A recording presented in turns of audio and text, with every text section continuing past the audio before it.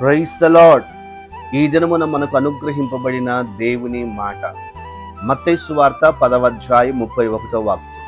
మీరు భయపడకుడి, మీరు అనేకమైన పిచ్చుకల కంటే శ్రేష్ఠులు. ప్రియమైన వారలారా, చిన్న పిచ్చుకలు చాలా తక్కువ విలువైనవి.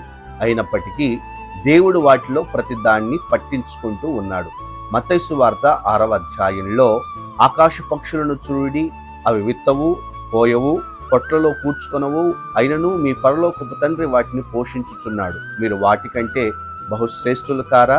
అందువలన ఏమి తిందుమో, ఏమి త్రాగుదుమో, ఏమి ధరించుకుందుమో అని చింతింపకుడి. మీ చింత యావత్తు ఆయన మీద వేయుడి, ఆయన మిమ్మల్ని గూర్చి చింతించుచూ ఉన్నాడు. ఎందుకంటే యేసు పిచ్చుకల కొరకు చనిపోలేదు, మీ కొరకు, నా కొరకు మరణించాడు. God bless you. దేవుడు నిన్ను దీవించునుగాక.